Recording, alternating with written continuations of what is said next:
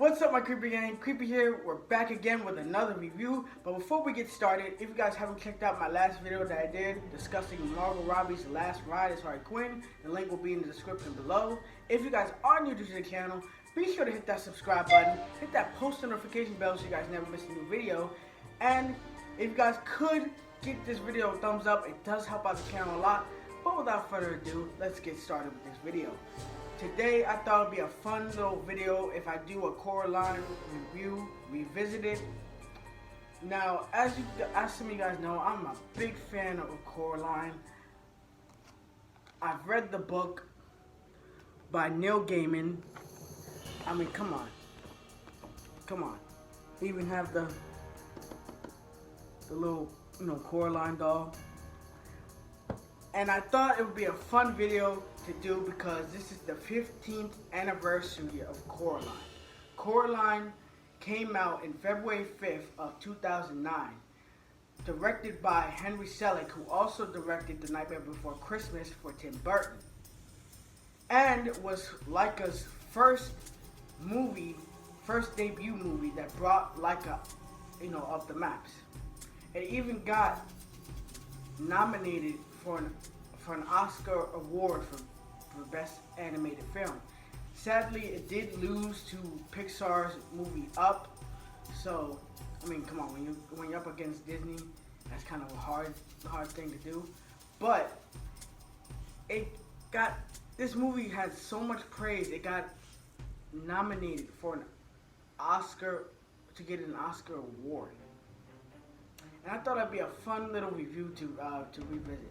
Now, Coraline is a girl from Detroit, Michigan. Her parents they work for a plant magazine, and they end up moving to a new house, to the Pink Palace. Coraline moves away from her friends. She's starting off in a new school, a new place, a new house with these other, tenants that live in the Pink Palace. She meets, Mrs. Forcible, Miss Spink. She meets Mr. Bobinski. And, some of these tenants that live there, they're a little bit eccentric. They're kind of off a little bit. And, Coraline all she wants to do is just get attention from her parents and spend time with her parents. But her parents are always so busy on their work, they forget to have time to spend time with their daughter. So she feels a little bit of neglect. She feels a little bit abandoned by her parents a little bit. And she doesn't feel at home. And what ends up happening is she ends up exploring, the new area around her. She ends up befriending Wybie and, the black cat that you guys see in the film. What ends up happening is when she explores the house, she comes across a corridor, a little corridor. She opens it up and comes to find out there's bricks on the wall. She thinks there's nothing special to it when little does she know, she falls asleep. Then at nighttime, the door opens and these little mice come through the door, try to get Coraline's attention. And then she follows the mice through the door. She goes into the portal of the corridor, and comes to find out, when she goes through it, she looks at her surroundings. It's the same place that she was just in, but better, more colorful, more vibrant, more lively. She hears singing in the kitchen. She goes into the kitchen and she's thinking that she sees her mother, but what ends up happening is she sees a better version of her mother. That's in my t-shirt right here. You guys can see her. The other mother. She ends up encountering the other mother in the kitchen. She notices something right away. Something's off. She spots the buttons in her eyes, and she's a little bit pushed back by it. She's surprised. But the other mother is so heartwarming, so friendly, so energetic, so loving, that she makes Coraline this phenomenal world full of trinkets and gifts and games, that her life is better than what it was in the real world. But little does Coraline know, this is all an elaborate trap to keep her in the other world, so the other mother can take her life force, her essence, her soul, just so she can live. Now, let me tell you something about this film, you guys. This film is dark. This film is like a horror movie for little kids. It really is. This movie is really dark. If you guys really think about it, and if you think the film is dark, just imagining reading the book. The book is 10 times worse. So the director Henry Selick had to add some, kid-like friendly elements to the movie, because if they would have went directly from the book, you would not have no parent. You would have no parents having the kids see that movie. Trust me and believe that. So, number one, is the movie different from the book? 100%. But it makes sense because you want kids to see this movie. You want kids to see, the stop motion animation film. So it made sense for Henry Selick to add a little charm, a little charismatic to it. And the writer and author Neil Gaiman was fine with that. He wanted Henry Selick to go off and have his own vision of what he wanted Coraline to be. And the movie doesn't stray too far away from the book. It does still have a lot of elements from the book, and it is true to the film of Coraline. But compared to the book version versus the movie version, I would say the book version of Coraline, she is more like courageous right off the bat, right from the beginning when you read the book. She's already brave. She's already adventurous. But in the movie, when you're watching the movie, she's a little bit more bratty. She's a little bit more bratty, more whiny. But as the film goes on, you start to see her becoming more brave, becoming more adventurous. And that was fine, Again, I didn't have a gripe with that. I just wish that Coraline in the movie was a little bit more adventurous and explored more like she did in the book. But again, they did have to make some changes so more kids can watch this film, which made sense. The characters in the film, are they different from the book? Again, yes and no. Yes, because when you see the other mother for like the first maybe 20 minutes, 15 minutes of the film, you see right away she looks like her real mother. Just more sweeter, more kinder, more beautiful. But in the book, the other mother is like this tall, skinny, pale, woman with like long flowing hair that flows like the wind, and these long nails, kind of like sharp teeth. So right away, so in the book she kind of looks like her mother, just like a more distorted version of her. You don't see the evil version of her until like maybe like the middle to the end of the film. That's when you start to see her transform into who she really is, the Belgian. The other father is more fun in this film. He's more like upbeat. He kind of has like he's like Dean Martin, which the actor was trying to portray for this character. He kind of has like this Dean Martin sort of like slick back, kind of jazzy attitude towards him. But in the book, you can kind of see that in the book, the other father is just kind of trying to be like a regular father to Coraline, trying to be there for Coraline, and he's more obedient towards the other mother than he is in this book.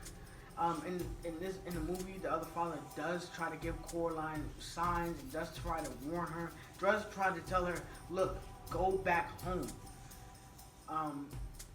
Again, with the parents in this movie versus the book, The parents in the book are a little more caring of Coraline. They do care about Coraline more in the book than I would say in the movie. In the movie, the parents kind of act a little douchebaggy. They kind of act a little like assholes to Coraline. So they kind of like, kind of like not neglect her, but kind of just ignore her and just focus on what what they're doing. The characters Mr. Bobinski versus Mr. Bobo. Mr. Bobo, he is called Mr. Bobo in the book, but they called him Mr. Bobinski. Again, those two are definitely different.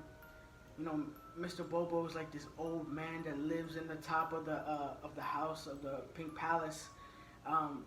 He thinks in his head that he's training a rat circus. I mean, he does have rats in the book, but I mean, really, they're just regular rats. They're not any like circus rats or anything. But he thinks in his head that he's training rats, which does happen in the movie as well. It's just that there are some different, characteristics towards Mr. Bobinski versus Mr. Bobo. In the book, you don't even find out Mr. Bobo's name until maybe like very few pages of the book. But in the movie, you find out his name right away. So I kind of didn't like that a little bit. They could have just kept it like that. I would have liked it if they would have kept true to that. But Miss Spink and Miss Forcible are two old ladies that also live in the Pink Palace. They're these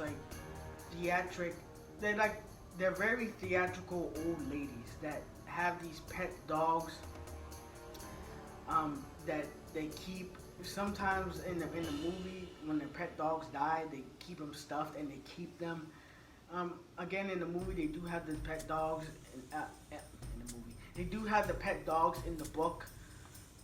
Again, they're Miss Spink and Miss Forcible are supposed to be like these old retired actresses. Which again, in the movie, they're the same. In the movie, they're a little bit more theatrical than in the book. But they do help out Coraline in her adventures without them even knowing that they're helping Coraline. Who voices Coraline? Again, the talented and beautiful Dakota Fanning. I think her voice work in this movie was great. She played a great Coraline. Again, I would love to see a sequel of Dakota Fanning returning her role as Coraline. Maybe Coraline is like in high school. Maybe she's a little bit older. Also, Terry Hatcher, who voices both the mother and the other mother, and the Beldam. Terry Hatcher just blew me away. She really played both characters, even though they were kind of like the same. She killed it, the way that she went back and forth to these characters. She made the other mother, the first form of the other mother, so heartwarming. She was like an equivalent to a warm hug, like a physicality. Like her physicality was so welcoming.